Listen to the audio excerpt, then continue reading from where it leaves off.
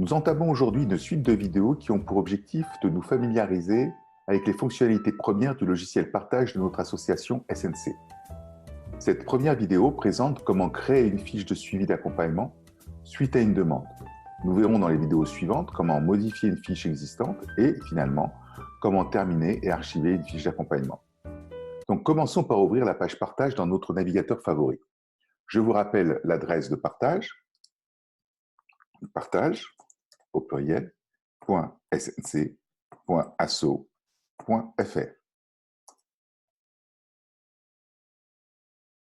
Si vous n'êtes pas connecté à partage, il vous sera demandé de vous identifier.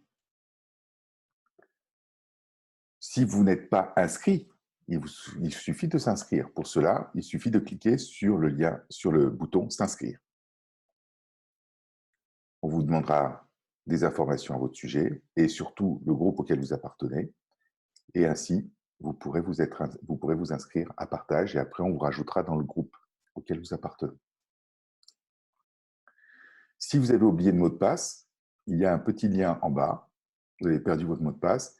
Et là, en cliquant dessus, vous pouvez faire une demande en indiquant votre adresse email. Vous pouvez demander un nouveau mot de passe. Maintenant, si vous avez votre identifiant, qui est généralement votre adresse email et votre mot de passe, eh bien, il suffit de les saisir et de cliquer sur le bouton s'identifier. Vous arrivez ainsi à la page d'accueil de partage où vous pouvez retrouver toutes les informations générales à l'association. Là, libre à vous de balayer cette page et de vous déplacer sur les différents champs pour vous informer sur votre association. Ce qui nous intéresse aujourd'hui, c'est la création d'une fiche d'accompagnement. Pour cela, nous devons rejoindre l'espace de travail de notre groupe. Pour rejoindre ce groupe de travail, il faut cliquer sur « Annuaire des communautés » qui se trouve à droite de la page. Une fois cliqué, vous arrivez sur la page qui liste l'ensemble des espaces de travail où vous êtes inscrit. Si vous ne trouvez pas votre groupe, vous pouvez toujours rechercher en tapant le nom ici et en lançant la recherche. Donc là, je retrouve le groupe coordination et le groupe Toulouse. Maintenant, vous pouvez aussi rechercher dans tous les espaces de travail, si vous voulez chercher de l'information sur tous les groupes qui existent autour de Toulouse. Et là, on va retrouver Toulouse A et Toulouse B, puisqu'il y a différents groupes, mais auxquels je n'appartiens pas. Revenons donc à notre espace de travail. C'est Toulouse A, en l'occurrence pour moi, donc je vais cliquer sur l'espace Toulouse A. Une fois cliqué, j'arrive dans une nouvelle page qui va me permettre de retrouver toutes les informations qui sont relatives à mon groupe. Ainsi, j'ai une barre de menu qui va me permettre de me déplacer sur l'ensemble de ces informations. J'ai accès à la page d'accueil, qui est la page que l'on voit actuellement, où il y a un résumé de l'ensemble des informations. Je peux voir aussi accéder à la page activité des membres. Généralement, on indique sur cette page-là des actions qui ont été faites ponctuellement par les membres. La page blog qui permet de voir des articles qui auraient été écrits et partagés par les différents membres du groupe. Une page calendrier qui permet de voir le calendrier avec des événements importants à retenir au niveau du groupe. Une page discussion pour avoir des échanges type questions et ensemble de réponses si on le souhaite au niveau du groupe. Une page pour partager des documents au sein du groupe. Et finalement, ce qui nous intéresse aujourd'hui, un tableau de suivi des fiches d'accompagnement. En l'occurrence, ce que l'on souhaite faire aujourd'hui, c'est ajouter une nouvelle fiche. Eh bien, il y a le lien « Ajouter une nouvelle fiche individuelle » qui se trouve juste en haut, sur lequel il suffit de cliquer. Quand vous cliquez sur ce lien-là, ça vous ouvre un dialogue avec 3 volets pour remplir les différentes informations relatives à l'accompagnement. Première chose, c'est date du premier contact. Imaginons que ce soit le 2 janvier 2020. Origine de la demande, ça n'est pas obligatoire, mais nous pouvons toujours indiquer, c'est à travers le site web que l'on a obtenu cette information. Prénom de la personne, disons qu'il s'appelle Jacques.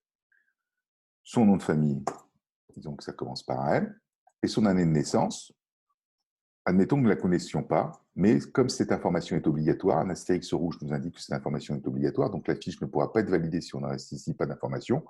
Eh bien, mettons une année quelconque, on va dire par exemple 1990, le temps qu'on ait cette information-là. Et puis son sexe, en l'occurrence c'est un homme.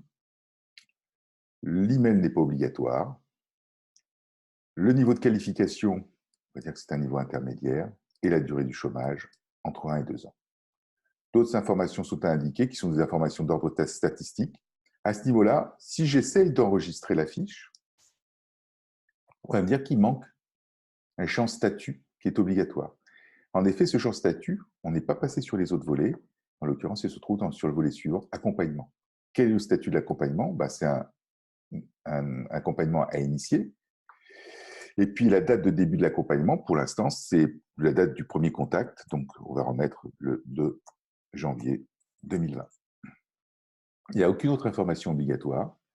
Et on peut aller voir sur le troisième volet, c'est pour des documents joints, si on souhaite joindre d'autres documents à la fiche d'accompagnement. Pour l'instant, il n'y a rien. Il suffit maintenant donc d'enregistrer la fiche. Une fois enregistrée, eh bien, on a une représentation de synthèse de cette fiche-là sur une seule et même page. Une fois que cette fiche est créée, je peux aussi la partager avec d'autres membres du groupe en cliquant sur ce lien-là, sur ce bouton-là qui se trouve aussi à droite, juste sous l'éditer. Et là, je vais pouvoir saisir les personnes avec qui je veux partager. Par exemple, je veux le partager avec Alain et avec Régis.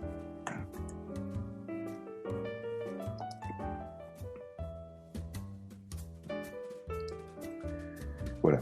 Je ne vais pas leur envoyer cette fiche pour ne pas les déranger, mais ça vous indique comment effectivement envoyer et partager une fiche avec une personne ou avec un groupe.